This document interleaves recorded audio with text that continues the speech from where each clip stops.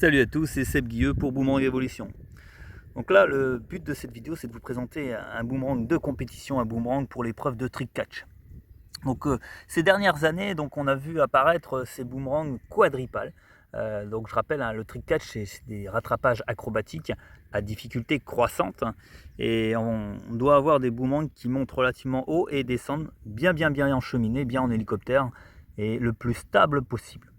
Donc ces dernières années, on a vu apparaître ce genre de boomerang sur les tournois.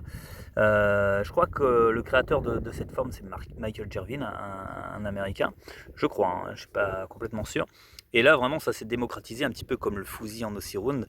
Et voilà, donc là, clairement, c'est ce qu'il y a de plus approprié actuellement. Donc celui-ci est un boomerang en toile bakelisée. 2 mm d'épaisseur. L'avantage de la toile bakelisée, c'est que c'est assez résistant. Alors il va falloir quand même avoir certaines notions de réglage, c'est juste impératif si on veut vraiment avoir on veut exploiter toutes les capacités de ce boomerang. Donc en fait ce qu'il faut faire, c'est donner un petit peu de dièdre sur chaque pale, mais un tout petit peu, vraiment très peu, Parce que comme on a les pales légèrement avançantes, et bien ça suffit pour le faire monter tout simplement. Et éventuellement un petit peu d'incidence pour le faire aller moins loin. Vous pouvez éventuellement ajouter une élastique au centre. Alors je vous montre le mien, celui que j'utilise en compétition, c'est celui-ci. Donc c'est quasiment le même. J'ai juste réduit un peu la base là pour un meilleur rattrapage, pour une meilleure appréhension du catch.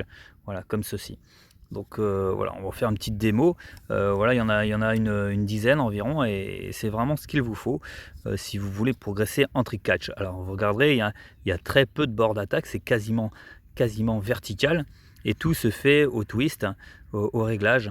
Alors moi j'ai fait des petits trous ici pour se caler un petit peu dedans. Alors je vous rappelle un petit peu, un boomerang de trick catch, ça ne se lance pas à hauteur d'homme comme ça là. Ça ne se lance pas là. Mais non, on va vraiment le lancer là. Et quasiment un petit peu incliné quand même. Alors je vais m'équiper et puis je vais essayer de vous faire un petit vol. Et puis vous allez voir clairement que ça marche très bien. Allez, à plus. Ok les gars, on est sur le terrain pour tester ce boomerang de trick catch. Donc on va le lancer relativement haut. C'est parti pour le show.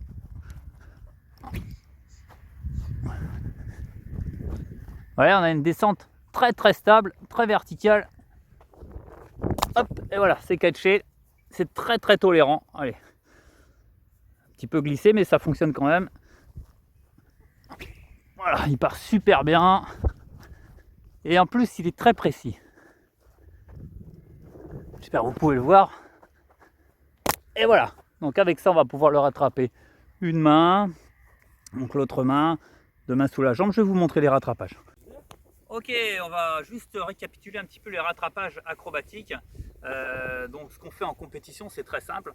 Donc je ne vais pas vous les faire en live, mais juste comme ceci là. Donc le premier rattrapage, c'est main gauche. Okay. Ensuite, on a main droite. Ensuite, on a rattrapage deux mains sous la jambe, comme ceci. On a rattrapage deux mains dans le dos. Ensuite, on a rattrapage par-dessus, ce qu'on appelle le eagle catch, rattrapage de l'aigle. On a le rattrapage haki catch, voilà, rebond sur le pied, on le rattrape après. Ensuite, on a le rattrapage tunnel catch, comme ceci, les deux pieds au sol, important. Puis ensuite, tout à l'heure, on avait deux mains sous la jambe. Là, le prochain, c'est une seule main sous la jambe. Là, c'est un peu plus compliqué. Ensuite, on a rattrapage une main dans le dos. Et enfin, le dernier, le plus impressionnant, c'est quand le boomerang il arrive comme ça, très stable. Alors on le rattrape avec les pieds. Voilà. Voilà, à plus.